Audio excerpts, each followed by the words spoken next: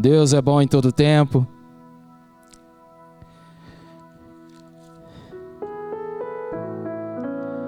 Abra a tua palavra comigo em Daniel capítulo 11.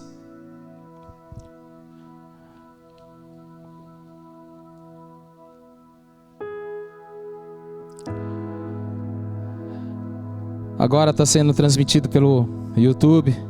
E você que está nos assistindo, que você possa ficar atento, que Deus vai te pegar aí onde você está na sua casa, amém? E eu tenho certeza que algo poderoso vai acontecer aí onde você está.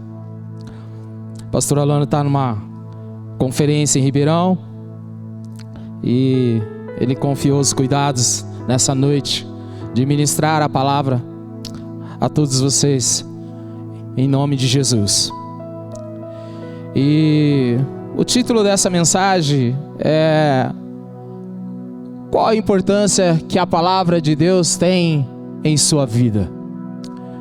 Nós precisamos entender que desde a criação de Gênesis, tudo foi construído pela palavra de Deus. E Deus, quando Ele enxergou que havia escuridão, Ele não ficou de boca fechada. Deus não ficou. A primeira coisa que Ele disse é que haja luz no meio das trevas. Então, queridos, é importante nós sabermos que quando algo de Deus precisa ocorrer, nós precisamos falar a sua palavra. Porque a palavra, ela tem poder para mudar os ambientes, para mudar o lugar de trevas em luz. E tudo que Deus nos ensina, você vê que o apóstolo Paulo fala em Efésios 5:1, ele fala: sede imitadores de Deus. Como que nós vamos imitar Deus no princípio da criação? Quando Ele disse a sua própria palavra. E a Bíblia diz que o Espírito Santo estava ali pairando, esperando uma só palavra. Uma só palavra. Então diga para o seu irmão só: uma só palavra mudou tudo. Então uma palavra pode mudar todas as coisas. Uma só palavra. Quando Ele disse haja luz, houve luz no meio das trevas. É como se um momento difícil em que você está vivendo, em que você olha para as circunstâncias e diz: parece que as coisas não estão indo. É essa a impressão que o inimigo quer trazer, é essa visão que ele quer colocar, que as coisas não vão bem, que as coisas não vão dar certo. Mas você, com autoridade, na sua casa, você pode dizer: haja luz, na minha casa vai tudo bem. Como diz a mulher que quando seu filho morreu e ela encontra o profeta no meio do caminho, e ele diz: ei mulher, como vai? Ela disse: vai tudo bem. Como ela pode dizer vai tudo bem se o filho tinha acabado de morrer? Sabe por quê? Ela crê na palavra de Deus. Você só precisa crer, acreditar que ainda que as circunstâncias podem ser ao contrário, você pode dizer um comando da palavra de Deus e tudo mudar. Tudo mudar. Mas Deus nos chama nesses últimos dias para um lugar de responsabilidade. Deus nos chama nesses últimos dias para um lugar de maior comprometimento. Abre a tua palavra, Daniel 11, no verso 32. Ele diz assim: aos violadores da aliança, ele com lisonjas perverterá. Mas, olha só, esta é a palavra que ele está dizendo para nós. Mas o povo que conhece ao seu Deus se tornará forte e ativo. Em outra tradução, fará proezas. Mas ele está dizendo, é o povo que conhece ao seu Deus. Ele está dizendo que fará proezas. Então Deus nos chamou para fazer proezas, para fazer milagres, para operar no lugar aonde Ele nos colocou assentado, as regiões celestiais. Ele nos chamou para fazer proeza. Mas, querido, É você que escolhe de conhecer Deus. De que maneira? Se expondo o seu coração na palavra de Deus. Porque Ele disse que eu preciso ter o conhecimento, e o conhecimento da palavra vai me gerar intimidade, e essa intimidade do conhecimento da palavra vai me trazer a verdadeira revelação de Deus. Então Ele está dizendo que, e quando eu o conheço, Ele está dizendo que eu vou caminhar num lugar operando proezas em Deus. Então, querido, nós precisamos entender que quando você nasce de novo, agora você não é mais um homem ou uma mulher natural. Deus está te chamando para realizar proezas na terra. Deus está te chamando para caminhar num lugar sobrenatural e não o natural. O natural qualquer homem pode fazer. As coisas naturais qualquer homem pode fazer, mas Ele está dizendo, mas alguém que me conhece fará proezas, fará algo sobrenatural. Então eu preciso me comprometer em expor o meu coração à palavra de Deus. Eu preciso conhecer Deus. De alguma forma eu preciso decidir em ter a escolha de conhecer a palavra e conhecer. E nós vamos ver também Oséias capítulo 4. Leia, vamos lá comigo. Oséias 4.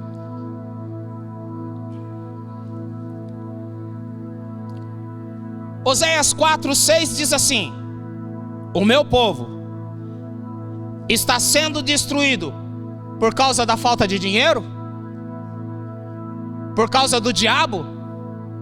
Não. O meu povo, Ele está dizendo, está sendo destruído por falta de conhecimento. Por falta de conhecimento, querido. E agora ele vai um pouquinho mais longe. Olha só, nós que fomos chamados os sacerdotes da casa, os sacerdotes na nova aliança, Ele vai um pouquinho mais longe. Olha só o que Ele está dizendo aqui: que o meu povo está sendo destruído por falta de conhecimento. Agora olha só, continuando lá: porque tu, sacerdote, rejeitaste o conhecimento, também eu te rejeitarei, para que não sejas sacerdotes diante de mim, visto que te esqueceste da lei do teu Deus, também eu me esquecerei dos teus filhos. Agora presta atenção, a forma e a maneira em que eu trato a palavra, isso pode afetar o quê? A nossa geração, os nossos filhos.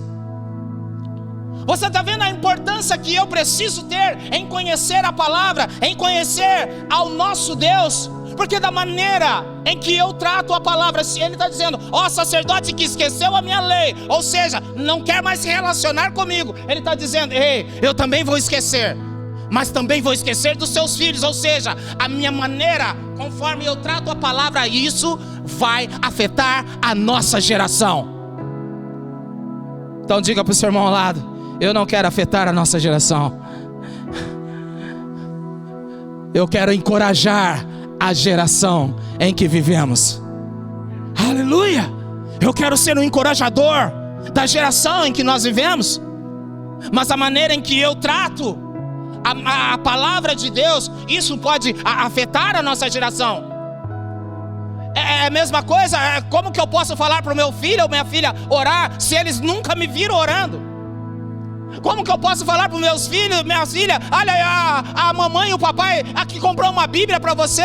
Ele pode achar até muito bonito, mas ele nunca vê os pais orando e nem lendo a palavra. Então não há uma exposição do coração diante da palavra.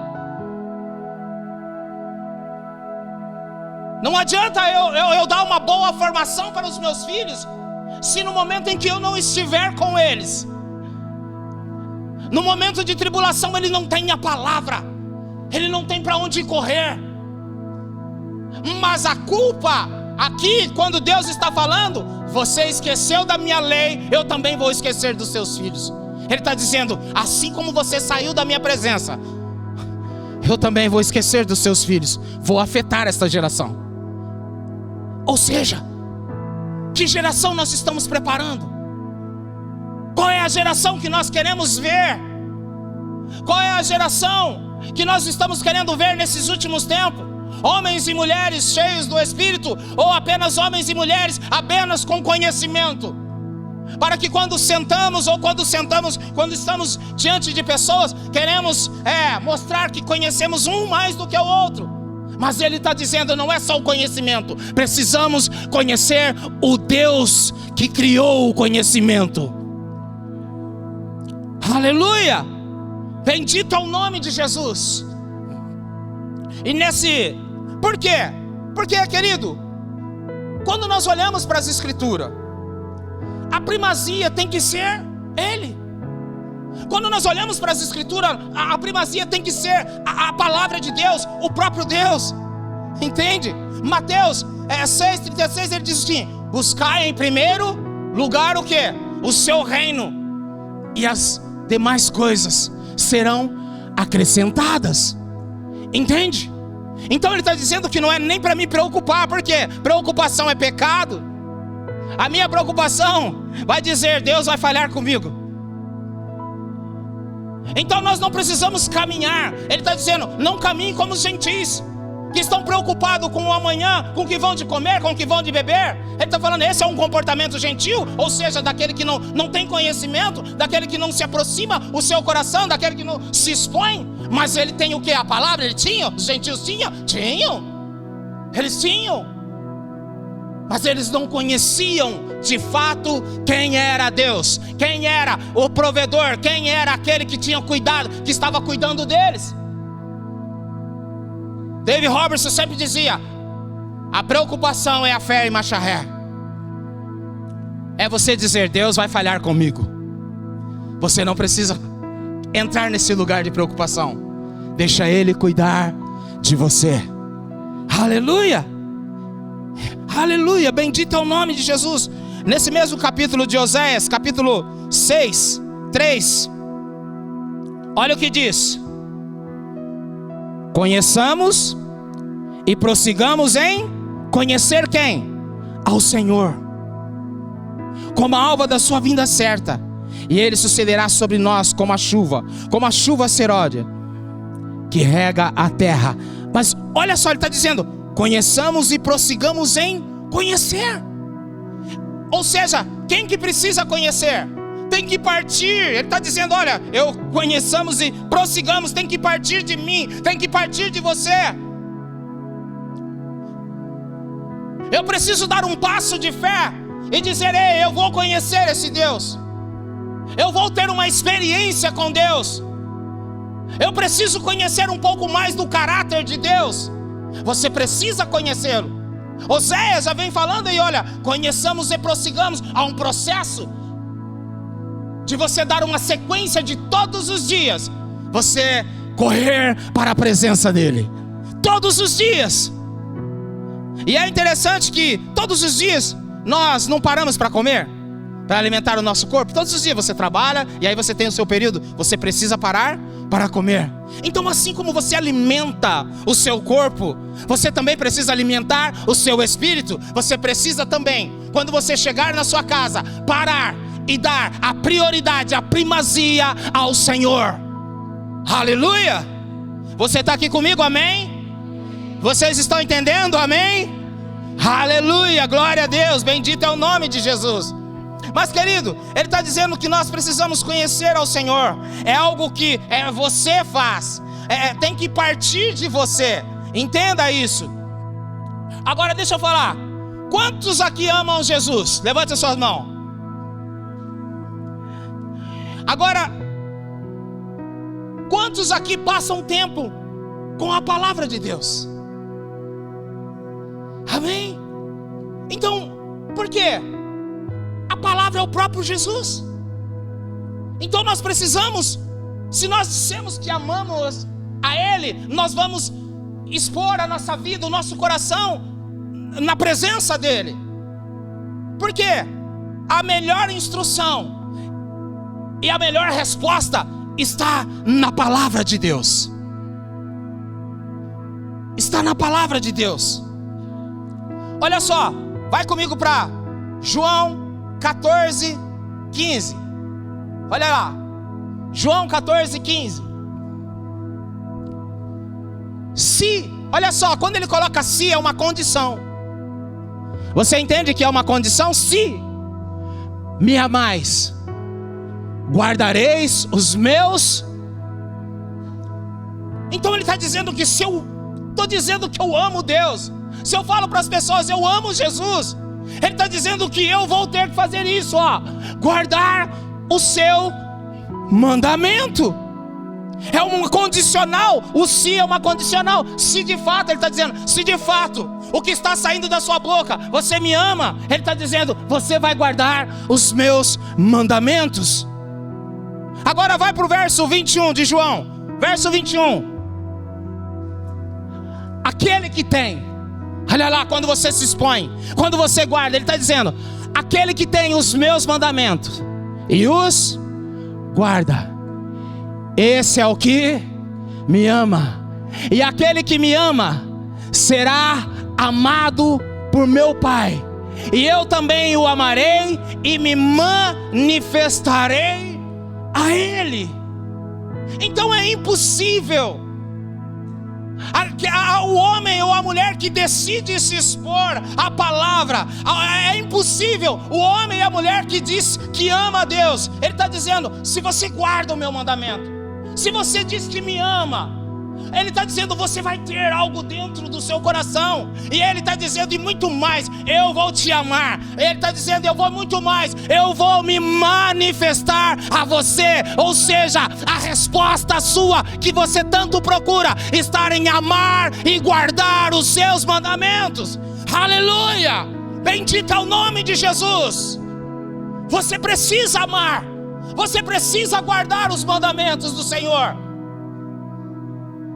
Eu sempre dizia que eu encontrava meus amigos quando nós conversávamos, e eles diziam assim, rapaz, eu tô sem sono, eu não consigo dormir. Eu falei, ah é? E o Espírito Santo sempre falava para mim, a receita é dar a Bíblia para eles lerem, que você vai ver se eles dormem ou não. Começa a falar da palavra, vai no culto que você vai ver quantos vão estar dormindo, quantos vão estar acordados, quantos vão falar assim, ai meu Deus, não vejo a hora de ir embora. Por quê? Porque o inimigo ele quer roubar essa palavra do seu coração. Entende? Quando eu ia nos cultos me dava sono, eu beliscava, eu dava chute na minha própria perna, eu pisava no meu dedão e falava, mas eu vou com a palavra. Eu vou com a palavra. E aí aqueles que falava que não dormia, eu falava, irmão, então faz o seguinte, não, 10 horas, 10 e meia eu não aguento, cara, eu preciso, aí eu falava assim, você não dormiu? Você não está dormindo? Não. Então vamos fazer o seguinte, você abre a Bíblia, começa a ler e depois você me conta no outro dia. O varão não leu 3 versículos, ele caía. Falei, tá vendo? Não precisa nem de ir nos médicos. Entende? Acabou. A Bíblia é um sonífero. A Bíblia é um sonífero. Mas para aquele que tem fome e sede, ele vai em busca mais profunda da palavra. Ele vai dizer, eu preciso conhecer essa verdade. Eu preciso, por quê? Porque a palavra diz, se o Filho vos libertar verdadeiramente, então quem que pode libertar o homem? Não é uma oração, não é. Você está dependendo do ambiente que você está, mas ele está dizendo, se o Filho, a palavra te libertar, verdadeiramente sereis livre. Ele está dizendo, livre de qualquer prisão que você se encontra. Aleluia! Bendito é o nome de Jesus. Aleluia! Santo e tremendo é o nosso Deus. Então ele está dizendo, se você guardar e praticar e obedecer, Ele vai se manifestar a você. Não importa a condição que você esteja, não importa o que você está passando, Ele está dizendo, se você ler, guardar os meus mandamentos, eu vou me manifestar a você. Você já viu aquela pessoa que fala assim, eu oro, Deus não fala comigo. Eu oro, Deus não está falando comigo. Mas aí eu posso também perguntar, mas você tem guardado o mandamento para Ele poder falar com você? Você tem guardado as escrituras para pelo menos Ele poder falar com você? Porque é por meio da palavra que Ele fala, ou pelo testemunho interior. Mas para isso eu preciso ter a verdade. E eu preciso saber aonde que está a importância da palavra de Deus na minha vida. Onde que está a importância da palavra de Deus na vida da minha família? Aonde que está a importância da palavra de Deus na vida dos meus filhos? Onde que está? Onde está a importância da palavra? Aleluia! Agora vai comigo para Hebreus. João vai um pouquinho mais longe. João diz assim: quem não ama a Deus não conhece, não o conhece. Então eu preciso amá-lo, eu preciso conhecê-lo. Aleluia. Hebreus 10:35 diz assim: não abandoneis, portanto, a vossa confiança. Então, se o apóstolo Paulo está dizendo não abandoneis a vossa confiança, é porque eu posso abandonar. É que dependendo do nível de circunstância em que eu vou estar vivendo, eu posso abandonar e falar: Deus não olha para mim. Deus Deus não consegue atender as minhas orações. Eu me lembro quando eu cheguei no evangelho com aquele complexo de inferioridade, e eu olhava todo mundo sendo batizado no Espírito Santo e sendo curado, e eu queria falar em outras línguas e eu não conseguia, e eu falava: Deus é Deus dos brancos, só os brancos que vão lá. Era complexo, que Deus queria curar, que Deus queria sarar. Você entende? Mas no momento em que eu expus a palavra e eu guardei os mandamentos dele, então ele falou: chegou a sua hora. E eu saí da cadeira, eu falei: é hoje. E eu cheguei lá na frente, e então fui batizado, cheio do Espírito Santo. Entende? Deus quer nos curar de coisas da infância, de coisas lá atrás, de algo que aconteceu, que às vezes não temos coragem de falar. Eu não falava para ninguém, mas eu saía chutando assim pedrinha para a rua. Falava: Deus é Deus dos brancos, Deus é Deus dos brancos. Só vejo o branco pregando, só vejo os brancos sendo batizados no Espírito Santo. E eu ficava com aquele complexo. Eu ia para casa às vezes chorando, mas só lágrimas não adiantou. Deus esperou eu me posicionar e dizer: ei, se você crê, tudo é possível ao que crê. Tudo é possível ao que crê. Aleluia! Tudo é possível. Entende isso? Então diga para o seu irmão ao lado: esta é a sua noite. Tudo é possível ao que crê. Diga para ele: esta é a sua noite. Tudo é possível ao que crê. Algo sobrenatural acontecerá, proezas aqui. Até o final desta reunião vai haver proeza. Aleluia! Bendito é o nome de Jesus. Aleluia. Então em Hebreus ele está dizendo: não abandoneis, portanto, a vossa confiança. Você precisa estar confiante em Deus. Ela tem o quê? Grande galardão. Com efeitos, tendes necessidade de perseverança. Diga para o seu irmão ao lado: você precisa perseverar. Você precisa perseverar. Para que, havendo feito a vontade de Deus. Então olha só, a perseverança vai fazer o quê? Você cumprir a vontade de Deus. Ele está dizendo que a perseverança vai fazer com que você cumpra a vontade de Deus. E alcanceis a promessa. Verso 38. Todavia, o meu justo viverá pela fé. E como que a fé vem? Pelo ouvir e ouvir da palavra de Deus. Você não vai construir uma vida de fé sem você ouvir a palavra de Deus, sem você se expor diante da palavra de Deus. A fé, ela só é construída quando você lê horas após hora. Você lê de novo, você lê de novo, você lê de novo. Lê 3, 4 vezes o mesmo texto, até que a revelação salte dentro do seu coração. Você vai além das escrituras. Você não vai ficar apenas com as escrituras, você vai além dela. Você vai além. Ela salta no seu coração, você fala: meu Deus, eu não imaginei que era tudo isso. Mas olha só a importância de que quando o apóstolo Paulo está escrevendo, ele diz assim: se retroceder nele, não se compraz a minha alma. Ou seja, Deus não tem prazer naquele que retrocede. Mas ele diz assim: nós, porém, não somos os que retrocedem para a perdição, somos, entretanto, da fé para a conservação da alma. Nós, porém, não voltamos para trás. Sabe por quê? Às vezes tem muita alma perturbada, porque ela está sempre pensando em voltar, em desistir. Mas ele está dizendo: nós, porém, não somos dos que retrocedem. Nós não vamos voltar para trás. Para a perdição, para quê?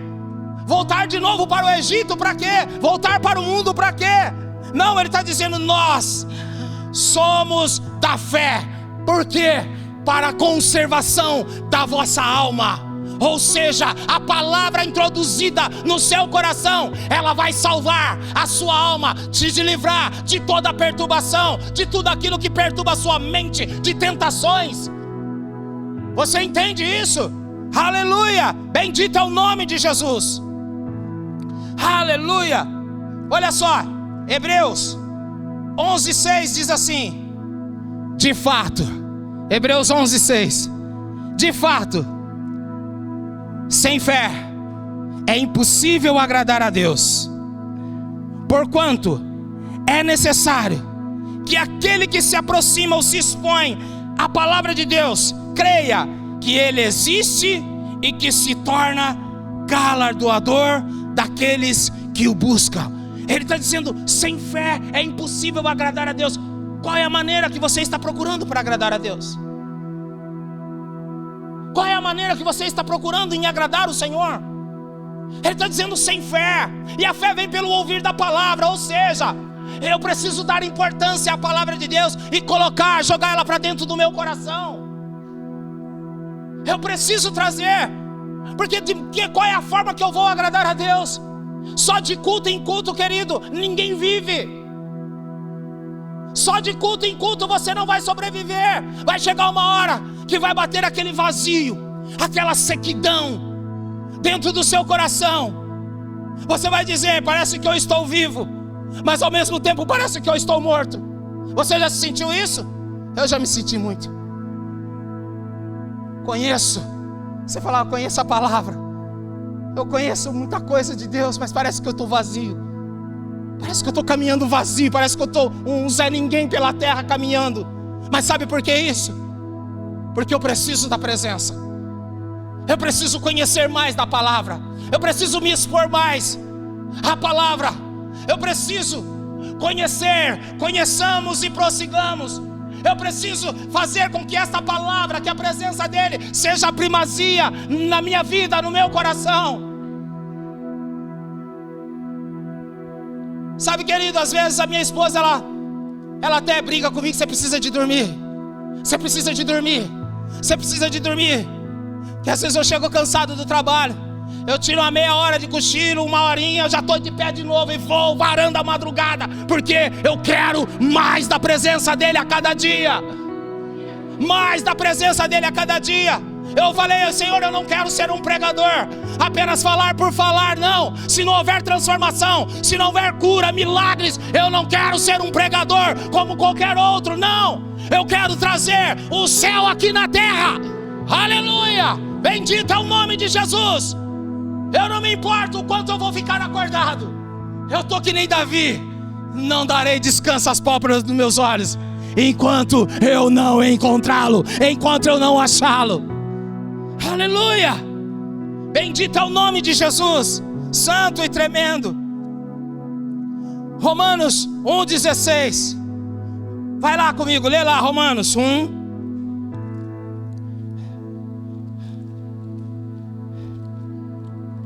Aleluia. Romanos 1,16 diz: pois não me envergonho. Ou seja, se ele está falando não me envergonho, eu deveria ter orgulho aí fora. Mas sabe o que acontece? Aí fora, quando você não tem nem a palavra, as pessoas ficam até com vergonha. E você? É evangélico?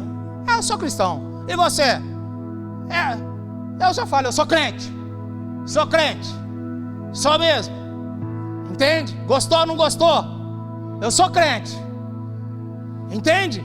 Agora, o apóstolo Paulo está dizendo, eu não me envergonho. Paulo está dizendo, eu me orgulho do evangelho. Porque, olha só, porque esta palavra é o poder de Deus para a salvação e de todo aquele que crê, primeiramente o judeu e também o grego, visto que a justiça de Deus, ela se revela onde?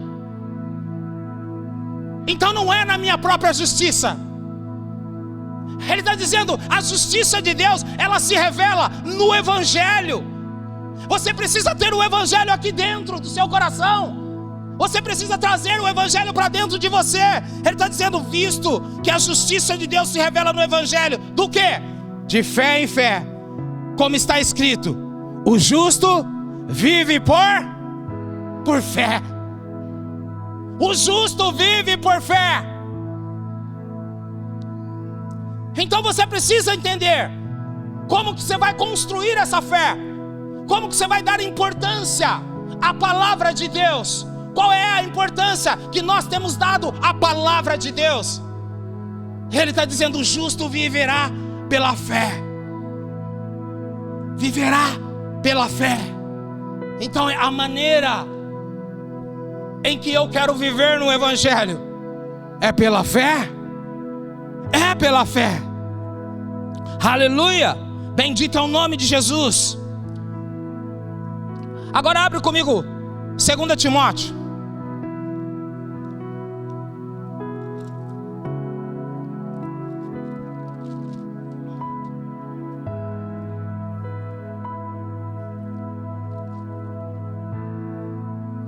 Segunda Timóteo 3.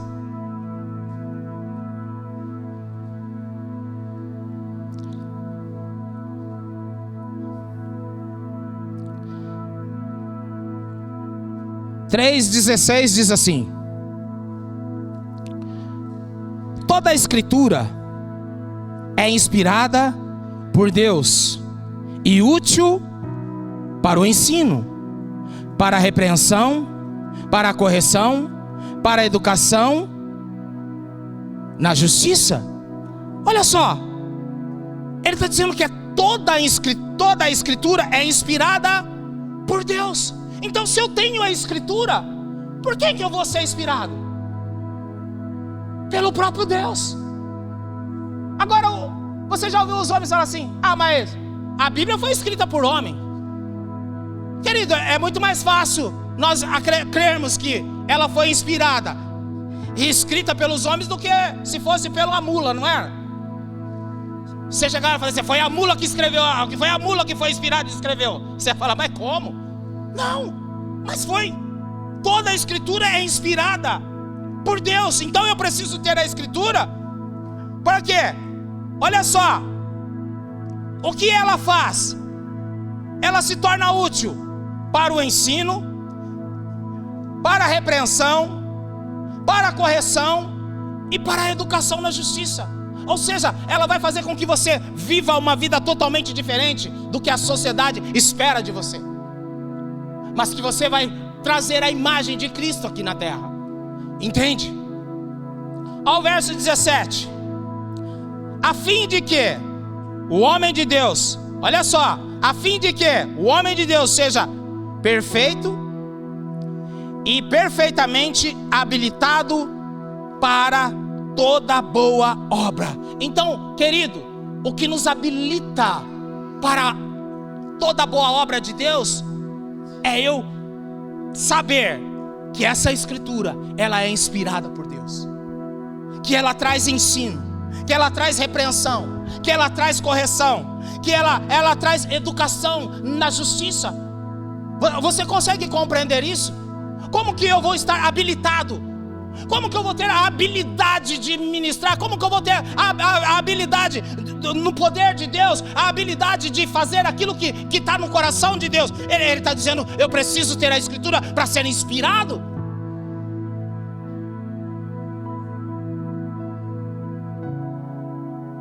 Mas você precisa ter essa inspiração de Deus, a inspiração divina.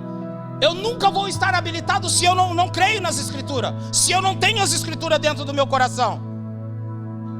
Aleluia! Bendito é o nome de Jesus. Agora vai comigo para 1 Timóteo, no capítulo 4.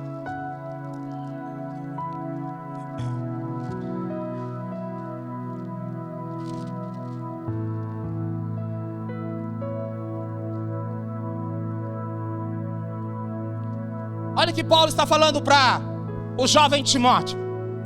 Capítulo 4, no verso 12, diz assim: ninguém despreze a tua mocidade. Pelo contrário, torna-te padrão dos fiéis. Primeiro aonde? Então, querido, como que eu vou me tornar um referencial? Como que eu vou ser padrão? Paulo está falando, ei, não despreze a tua mocidade, mas torna-te padrão no meio dos fiéis. Primeiramente na palavra, depois, segundo, no procedimento, no amor, na fé e na pureza. Por que eu preciso ter a palavra? Porque a palavra vai mudando o meu coração. E aí ele está dizendo, como o pastor Lopes disse assim, no amor eu vou estar pensando no meu próximo. Entende?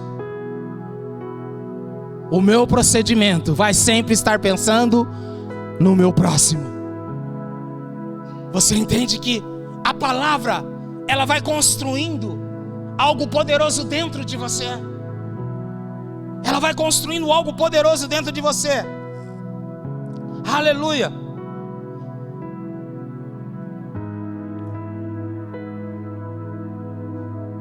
Porque a palavra precisa estar. Porque ele está dizendo, olha só, no verso 13, ele diz: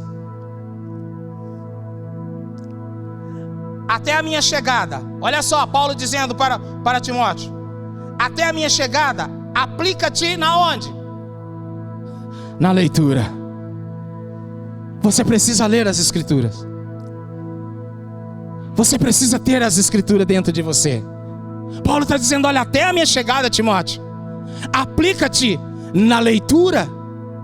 Aplica-te na leitura. Aleluia. A exortação e ao ensino. Leitura, exortação e ao ensino. Ou seja, até a vinda de Jesus, aplica-te na leitura. Aleluia. Até a vinda de Jesus você precisa aplicar, ou seja, expor o seu coração à leitura. Bendito é o nome de Jesus. Para que você possa caminhar o quê? Tornar padrão na palavra, no procedimento, no amor, na fé, na pureza. Ou seja, vai mudar totalmente o nosso caráter, vai mudar totalmente a nossa maneira de pensar. Aleluia. Mas por quê? Romanos 10:8 diz assim: a palavra está perto de ti, na tua boca e no teu coração. Então a palavra tem que estar perto de ti, na tua boca e no teu coração. Aleluia. Bendito é o nome de Jesus. Agora verso 14, vai lá. Não te faças negligente para com o dom que há em ti, o qual foi concedido mediante profecia, com imposição das mãos do presbitério. Agora olha só, presta atenção. Medita estas coisas e nelas ser diligente, para que o seu progresso a todos seja manifesto. Ou seja, ele está dizendo, ei, você precisa ler, mas você também precisa meditar. Para quê?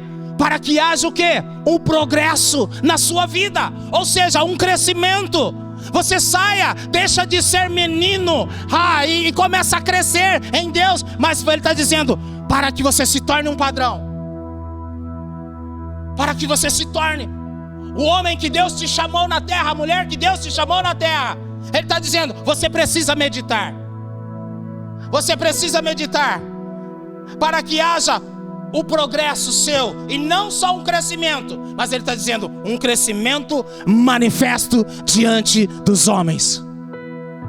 Aleluia!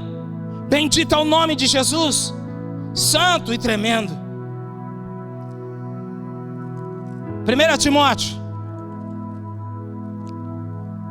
capítulo 2, no verso 1, ele diz assim: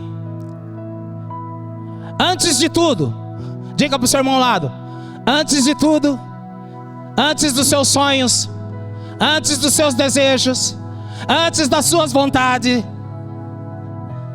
ele diz, antes de tudo, pois, exorto que se use a prática de súplicas, orações, intercessões, ações de graça, em favor de todos os homens, e em favor dos reis, ou seja, dos presidentes, dos deputados, dos senadores, de todos os governantes, dos reis e de todos que se acham investidos de autoridade, para que vivamos uma vida tranquila e mansa, com toda piedade e respeito.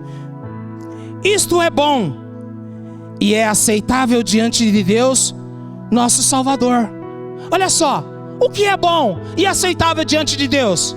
Você fazer orações, súplica, intercessões, ações de graça, orar pelos reis. Ele está dizendo que isso é agradável ao Senhor. Então não é agradável ao Senhor você criticar e xingar o governo. O que Deus espera é que você ore pelos governantes. Que Deus espera que você ore pelos governantes da sua cidade, do seu estado, onde você mora. Então, o que Deus espera é que quando você tem a palavra, você vai ser um homem abençoador na terra. Como Ele disse para Abraão: Abraão, aqueles que você abençoar, eu o abençoarei, mas os que te amaldiçoarem, eu também o amaldiçoarei. Ou seja, então Ele está dizendo, ei, é melhor você ser um abençoador na terra. Aleluia! Bendito é o nome de Jesus. Porque isso é bom e agradável diante de Deus nosso Salvador, o qual deseja que todos os homens, quem deseja? Deus. O qual deseja que todos os homens sejam salvos e cheguem ao pleno conhecimento. Aonde que Ele quer que todos sejam? Ao conhecimento da verdade. Esse é o desejo do coração de Deus, que todos cheguem ao pleno conhecimento da verdade. Aleluia! Santo e tremendo é o nome de Jesus.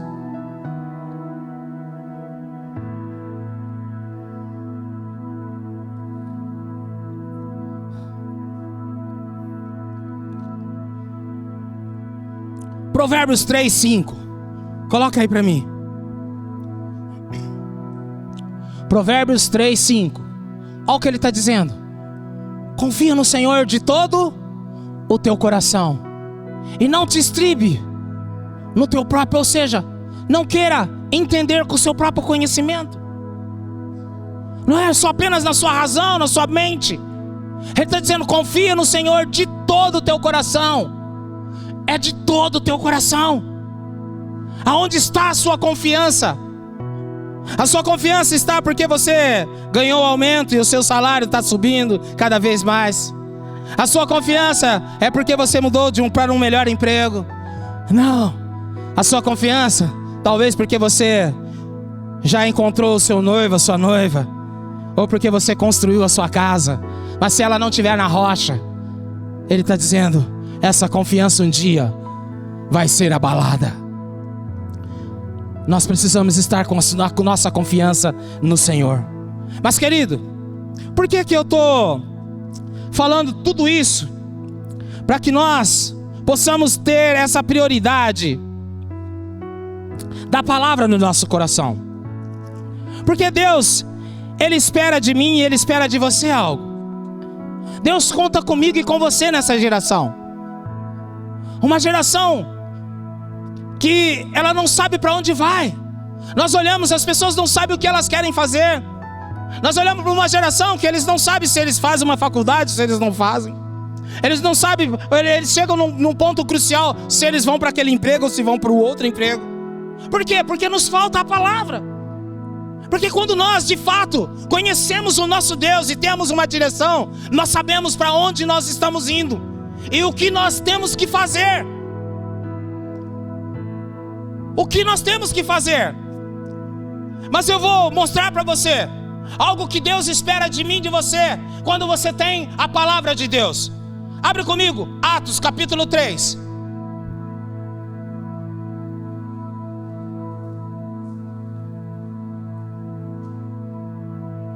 Pegaram a minha Bíblia aqui. Atos 3. Eu vou ler aqui na NVI. Vocês podem acompanhar, que a Jaque vai colocar pela NVI.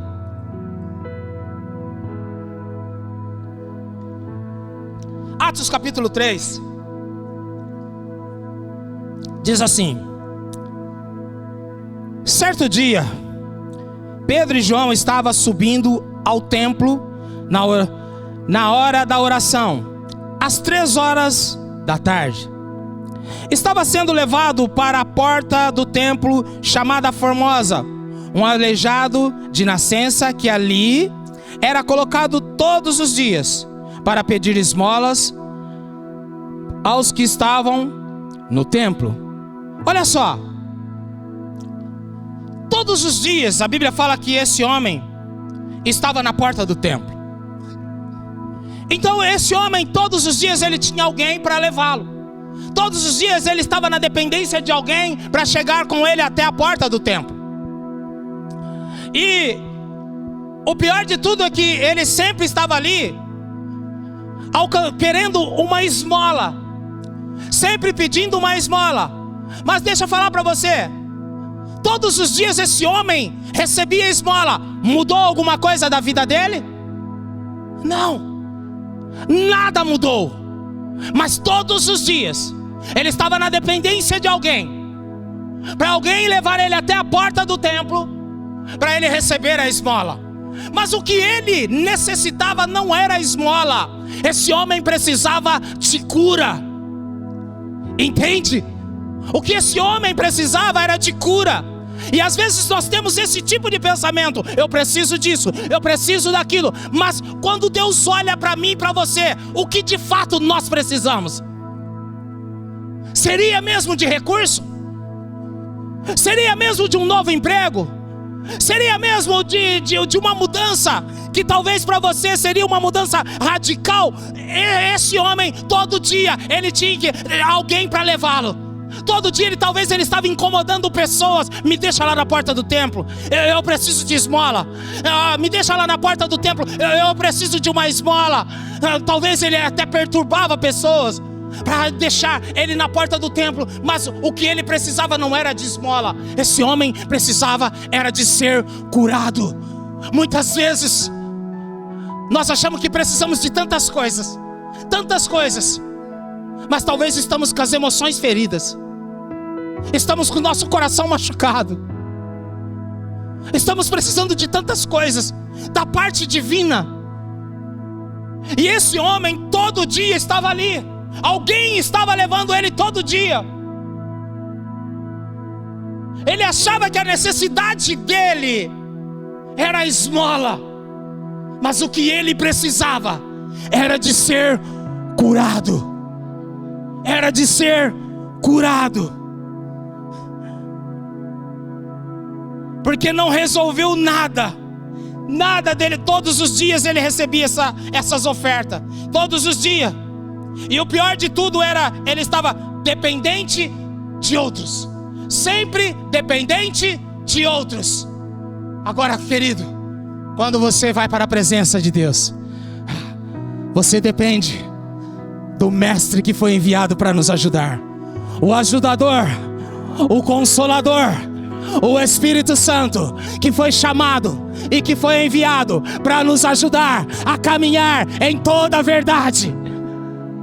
Este é o Mestre Espírito Santo. Aleluia! Mas é interessante que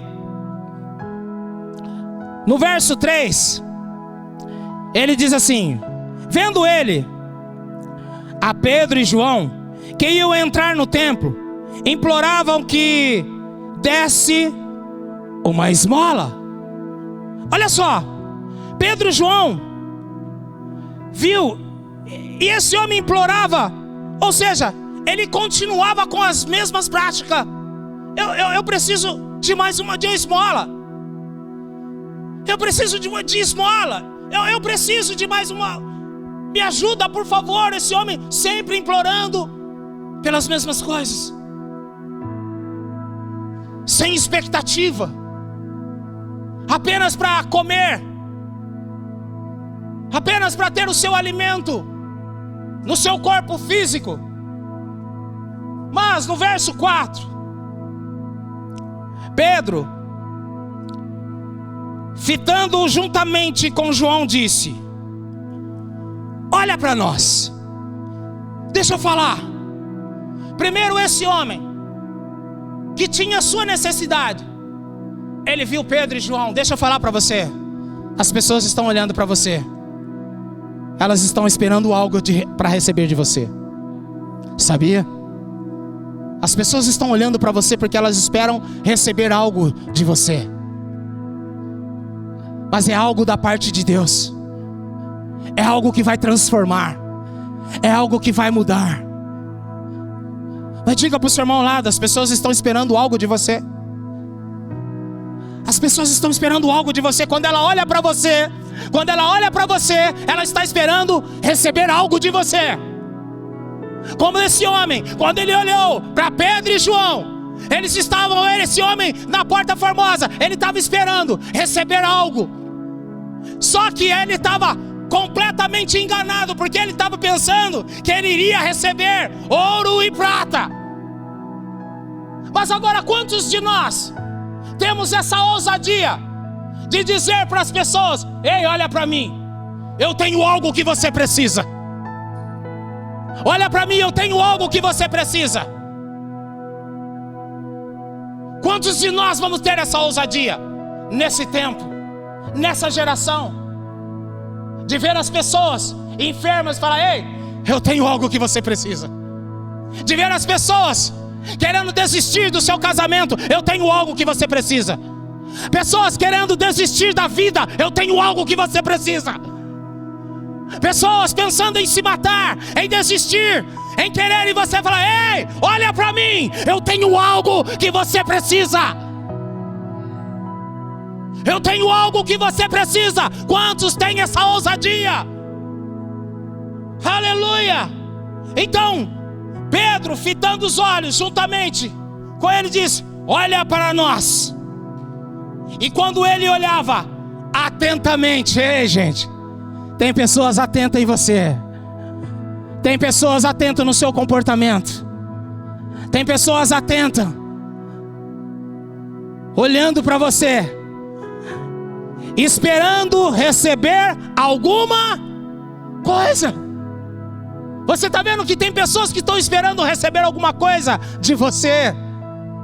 Tem alguém esperando algo de você.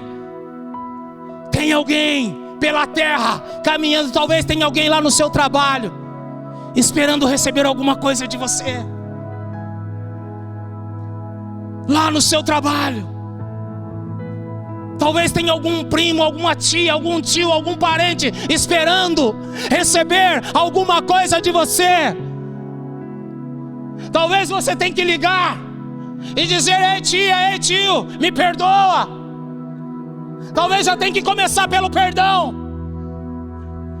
Ei, eu falei de você, me perdoa. Ei, meu irmão, eu falei de você. Ei, minha irmã, eu falei de você, me perdoa. Talvez ele está esperando, sabe para quê? Para quebrar as cadeias, para romper os grilhões. Talvez muitas pessoas vão dizer: não, Você não sabe o que a minha mãe fez para mim. Você não sabe o que o meu pai fez para mim. Ei, não importa. A cruz foi liberada. O amor que você precisa de um pai que vai cuidar de você por toda a vida. Ele disse: eu jamais te deixarei e jamais te abandonarei. Todos os dias Ele está com você. Aleluia! Bendito é o nome de Jesus. O que você precisa está no amor de Deus. Mas alguém quer receber alguma coisa de você. Não importa se você esperou o amor de alguém e não foi amado. Ame você. Não importa se alguém não foi educado com você e você foi educado. Seja educado. Não importa se alguém falou mal de você. Seja um abençoador. Levante as suas mãos e libera: Senhor, eu abençoo essa pessoa. Ela falou de mim. Eu abençoo essa pessoa. Não importa. Seja alguém diferente. Torna-te padrão, para que você possa ter um crescimento, um progresso na vida em Deus. Aleluia. Bendito é o nome. E ele diz que esse homem, no verso 5, olhava atentamente, esperando receber alguma coisa. Pedro, porém, ele disse: não possuo nem prata e nem ouro, mas o que eu tenho, ou seja, o que você precisa. É o que você precisa. O que é que você precisa nessa noite? O que é que você precisa nessa noite? Você não entrou aqui por um acaso. Você não está aqui por mais um acaso, não. O que é que você precisa nessa noite? Aqui o apóstolo Paulo, Lucas escreve essa carta, e ele está dizendo assim: ei, que Pedro e João disse assim: olha, não possuo nem prata nem ouro, mas o que tenho, isso eu te dou. Em nome de Jesus Cristo, o Nazareno, anda. Sabe o que ele está dizendo? Uma palavra mudou a história da vida desse homem. Uma palavra liberada do Senhor pode mudar a sua história hoje, nesta noite, agora. A palavra é: levanta e anda. Uma só palavra. Uma só palavra pode mudar a história. Meu Deus do céu. Ele disse: eu não tenho ouro nem prata, mas ele está dizendo: anda. Uma palavra divina do céu mudou a história desse homem. Meu Deus do céu. Você tem noção que às vezes não são por muitos, por aquilo que falamos muito, mas ele está dizendo: uma só palavra. Uma só palavra. Anda. Ou seja, ele sai dessa condição. Ele está dizendo: agora é hora de mudar a condição desse homem. Agora é hora de mudar a condição desta mulher. Agora é hora de mudar a condição da minha família. Agora é hora de mudar a condição dos meus filhos. Agora é hora de mudar a condição de toda a minha história. Uma só palavra. Uma só palavra mudou. Ele estava dizendo: anda. E a Bíblia diz: e tomando ele pela mão direita, ele falou: deixa eu dar uma ajuda. Deixa eu te ajudar. Eu sou um homem de Deus. Eu vou estender a minha mão. Levantou. A Bíblia diz que ele levantou imediatamente.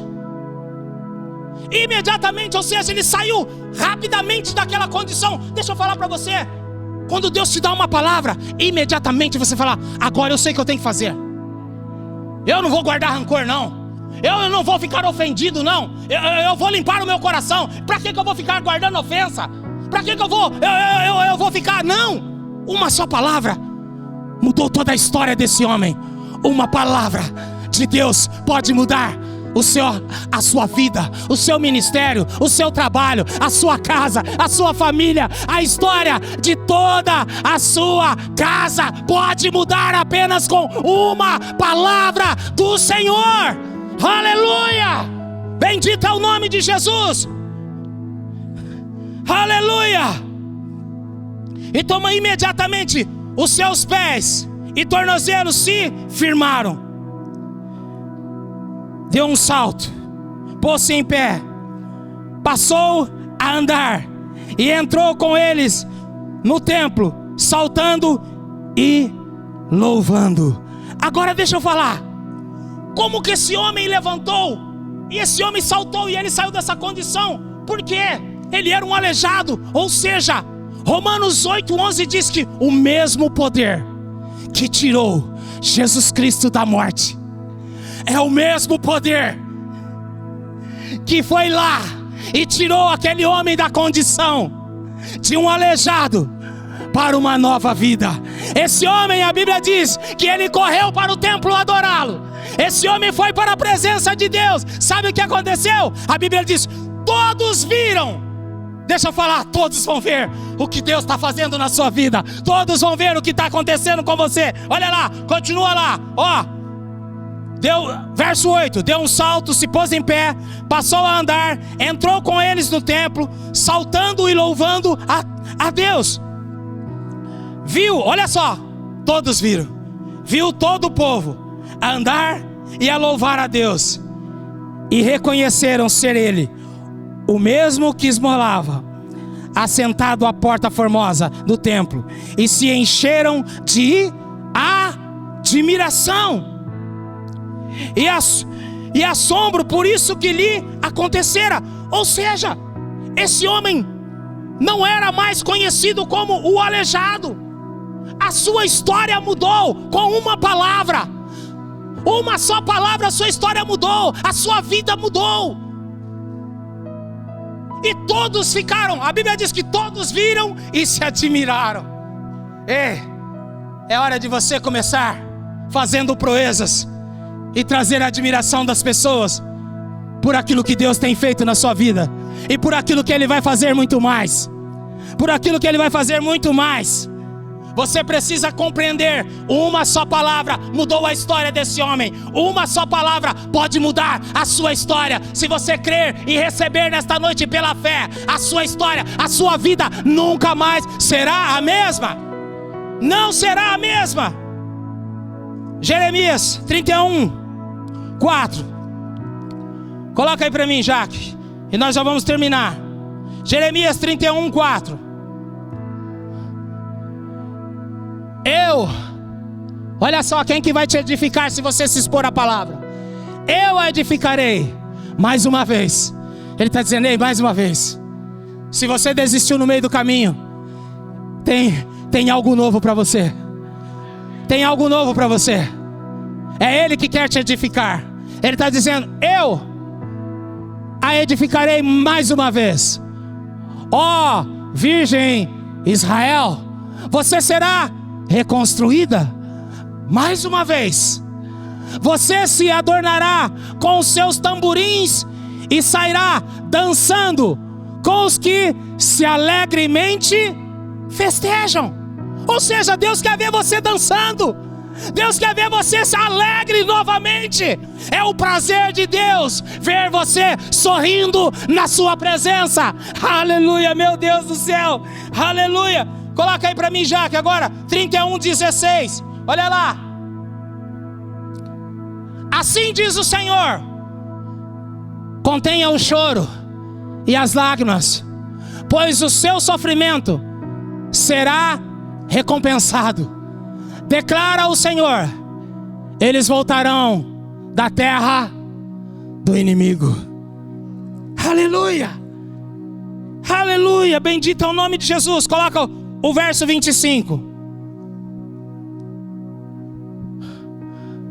Olha só o que Ele vai fazer: restaurarei o exausto e saciarei o enfraquecido.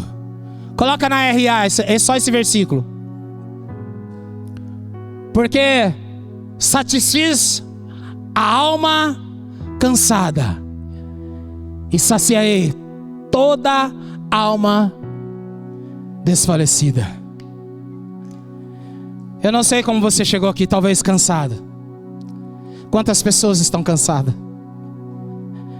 Quantas pessoas nesse caminhar estão precisando de restauração, precisando de mudança, precisando de apenas uma só palavra, uma só, para mudar a sua história. E Ele está dizendo: eu vou saciar, eu vou te curar. Eu quero curar você. Eu quero saciar você. Eu quero tirar esse cansaço que só você sabe. Só você talvez não tenha coragem nem de falar, de desabafar com as pessoas. Mas Ele quer te curar nesta noite. Ele quer saciar você. Ele quer ver você dançando. Ele está dizendo: eu quero te curar novamente. Eu quero você de volta. De volta para a minha presença. Eu quero você de volta. Fica de pé comigo.